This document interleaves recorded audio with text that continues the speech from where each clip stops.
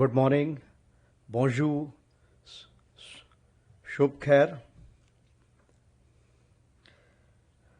Shri Jean-Pierre Lacroix, Under Secretary General for Peace Operations, Ambassador Parvtaneni Harish, Permanent Mission of India, distinguished chiefs and representatives of troop contributing countries, esteemed guests, members from the media, ladies and gentlemen. It's a profound honor to welcome you all to this landmark conference of United Nations Peacekeeping troop contributing countries. Since 1948, peacekeeping has stood as a beacon of hope for millions, upholding peace, stability, and human dignity in regions marked by conflict.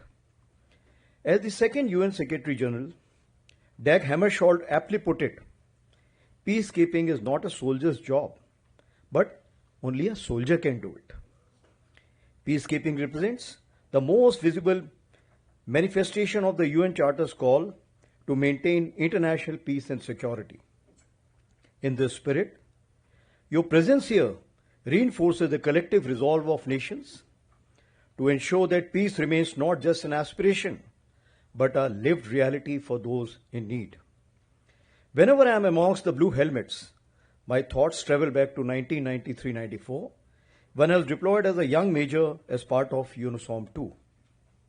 Serving alongside the peacekeepers, and if I can recall correctly, the countries that time were Bangladesh, France, Italy, Malaysia, Morocco, Nepal, Nigeria, and Uganda. 8 of these countries are represented here today. It was indeed one of my proudest moments in uniform. That experience taught me the enduring strength of solidarity, where different nations, cultures, and languages came together under the single flag of peace. Today, this conference builds on that same spirit as we welcome the leadership of 32 troop contributing nations who together provide nearly 2/3 of all peacekeepers deployed worldwide. Truly, it's an assembly that reflects both pride and purpose. India, as one of the largest contributors to peacekeeping, has sent approximately 300,000 men and women across 51 missions out of the total 71 peacekeeping missions of the United Nations. These include our early deployments in Korea, that is 1950, Congo, 1960, to the current deployment of 9 out of 11 ongoing missions. While our troops have served with unflinching resolve, we have also gained invaluable experience which we are always willing to share with everyone. The Center for United Nations Peacekeeping in New Delhi, upgraded as a National Center of Excellence, has hosted many of your officers to engage on peacekeeping functions, thus fostering shared understanding and building interoperability.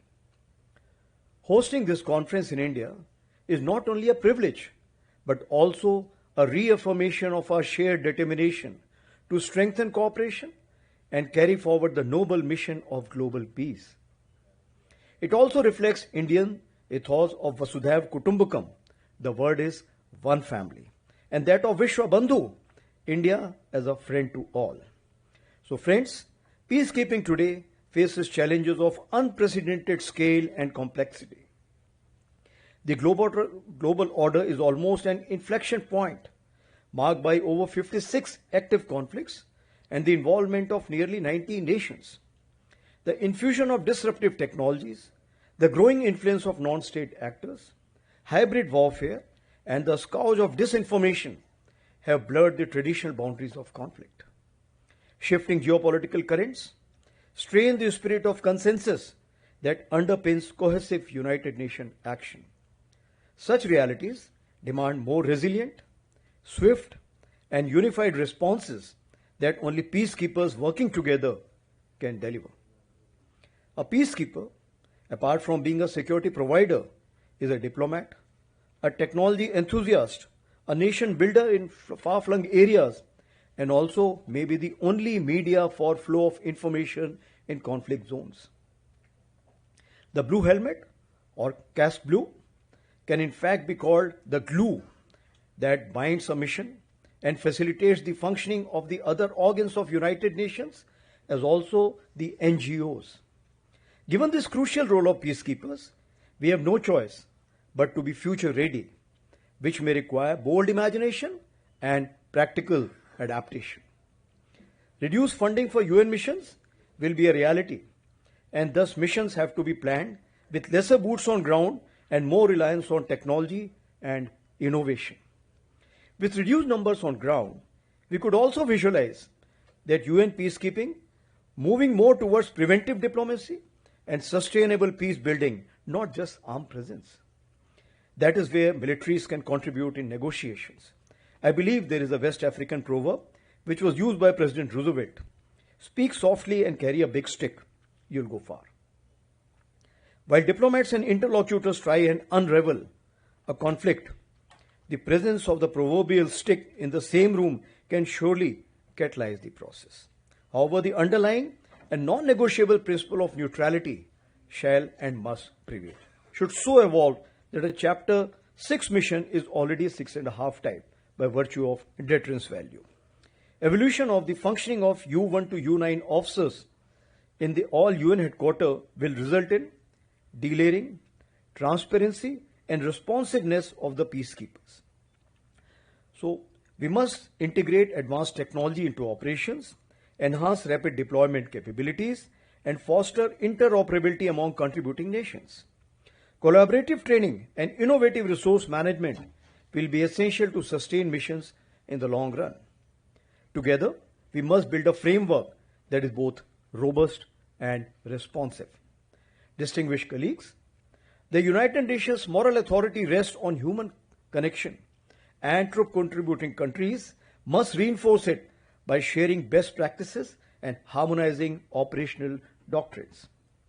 Only then can we respond decisively to crises. Wherever and whenever they arise, our unity is our greatest strength.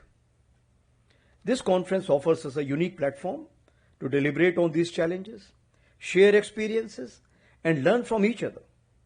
It provides an opportunity to refine collaboration, enhance operational effectiveness, and improve interoperability. India, for its part, remains committed to contributing this collective effort.